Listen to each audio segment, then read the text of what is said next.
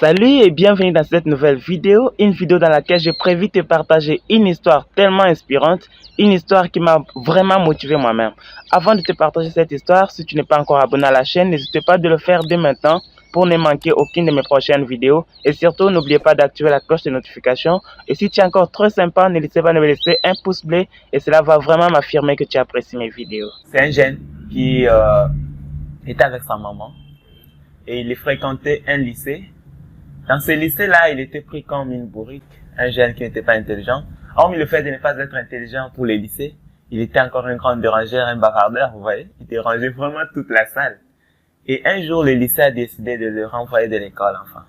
Ils ont dit, bien, tiens, on en a marre de tes conneries. On te met à la porte. On lui a rédigé une note. On lui a donné cette note. On lui a dit, remets cette note à ta maman. Et dites-lui qu'on t'a renvoyé du lycée. L'enfant n'a pas ouvert l'enveloppe sur le chemin. Il a juste remis à sa maman juste à la maison. La maman a lu la lettre. Elle a commencé à sourire. Le fils lui demande, trop petit, il dit, mais maman, pourquoi tu souris, enfin? Maman lui dit, non, mon fils, tu sais, le lycée a dit que tu es assez intelligent et que tu ne peux pas fréquenter leur lycée parce que ton niveau d'intelligence mérite suivre les cours à la maison. Enfin. Vous voyez? Et du coup, la maman a commencé à encadrer son fils à la maison jusqu'à ce que le fils ait l'idée de créer quelque chose. Il a commencé à travailler sur, comme sa maman l'a motivé à lui dire que tu es assez intelligent, que tu peux pas être accepté dans un lycée de cette ville, comme tu es très intelligent. Cette motivation a commencé à le booster, à bosser sur un projet. Il a commencé à travailler, il échoue, il essaie de la lumière, il échoue, il essaie de la lumière, il échoue, jusqu'à ce qu'il trouve de la lumière, comme il cherchait. Il a inventé quoi? Une ampoule électrique. Et ce jeune s'appelle Thomas Edison. Oui. Et après un moment, sa maman, elle est morte. Le fils, il est venu aux funérailles. Après avoir fini le funérailles, il est allé dans les archives de sa maman. Et il est tombé sur une lettre que le lycée lui a écrite depuis des années. Dans l'archive. Il a ouvert la lettre, il lit. Vous savez ce qui était écrit sur la lettre? C'était quoi? Il lui a dit, ton fils, maman, est un con. Ton fils est bavardeur, dérangeur, inintelligent. Et il ne peut être accepté dans aucun lycée de cette ville. Tu dois les garder chez toi à la maison. Donc, le fils a lu cette lettre. Il a versé des larmes. Et qu'est-ce qu'il a fait? Il a pris son agenda, il a écrit Thomas, un enfant têtu. Mais grâce à sa mère, il est devenu l'un des plus grands inventeurs de l'histoire. Là, je vais directement interpeller les parents à cet instant que ils ont un rôle très important à jouer dans le mental de leurs enfants. Imaginons que cette maman avait dit la vérité à son fils, que le lycée t'a renvoyé parce que tu es inintelligent, tu es bavardeur. Est-ce qu'il aurait cette motivation à pouvoir travailler jusqu'à inventer une ampoule électrique? Non. Au contraire, il allait se décourager. C'est là que je reviens sur une citation d'un auteur que j'aime beaucoup. Albert Einstein qui a dit « Tout le monde est un génie ». Mais si vous jugez un poisson par sa capacité à pouvoir grimper à un arbre, il risque de passer toute sa vie à croire qu'il est stupide. J'espère que cette citation, c'est la meilleure des citations que je puisse avoir. Tout le monde est un génie. Mais si nous jugeons Lionel Messi par sa capacité à avoir une bonne cote en mathématiques, il risque de passer toute sa vie à croire qu'il est stupide. Mais placez-le dans le terrain de football, vous verrez exactement de quoi est-ce qu'il est capable. Vous voyez, un poisson ne peut pas grimper à un arbre. Un tilapia, par exemple. Non, jamais. Jamais de sa vie. Sa force, c'est où? La force du poisson, c'est où? C'est dans l'eau. C'est dans l'eau. Donc, c'est comme c'est dans l'eau. Comme dans l'eau, lui, il n'a pas. Ce n'est que dans l'eau qu'il a la vie. Ouais. Les gens nous mettent sur les lignes auxquelles ce n'est pas aussi notre point fort. Sûrement. Moi, c'est ça même la citation. C'est ça même la base de la citation. J'aimerais rentrer dans le système éducatif, enfin.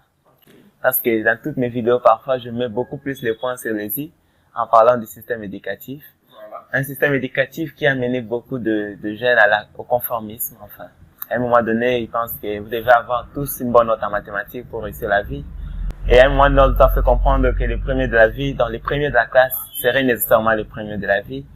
Mais nous voyons des histoires qui sont assez claires. Ce qui est important, le problème est que, même à l'université, tu viens de faire, hier, tu as fait 5 sur 5 en statistiques. Mais comme aujourd'hui, dans les cours de technique de communication orale écrite, tu as fait 0 sur 5, Les professeurs te disent, toi, tu ne dois pas, toi, vraiment, ta vie, je ne sais pas où est-ce que tu vas finir. Enfin, c'est très, très fort pour les enfants. Vous savez, si vous dites ça à un enfant qui est à l'école primaire, que toi, ta vie là, je comprends pas, elle mérite rien, enfin. Tu as sémé une négativité étrange que cet enfant va commencer à se sentir comme s'il ne vaut pas la peine dans la société. Et tu as tué la confiance totale de cet enfant. Même s'il était fort en maths, il va commencer à devenir faible aussi en maths à un moment donné. Donc, si je comprends bien, nous sommes tous des spécialistes. Nous sommes tous génies. Ça, je ne cesse de le dire. Dans un domaine. Génies dans un domaine. C'est ça. Et ce qui nous rend tellement compliqué, ce qui nous rend la vie compliquée, ce n'est que ce domaine-là, on n'est pas, si vous n'êtes pas dans votre domaine, on risque de vous traiter de tous les noms. Ça, c'est sûr, parce que vous ne seriez pas aussi à l'aise que ça. Mais ce qui est encore dommage est que dans mes enquêtes, je parlais aux étudiants. Je lui pose la question, pourquoi tu as choisi de faire l'informatique? Oui. Il y a 7 étudiants qui ont donné des différentes réponses qui sont assez similaires. Le premier, il m'a dit, si je fais l'informatique, c'est parce qu'exactement, ma maman m'a dit qu'il faut que je fasse l'informatique.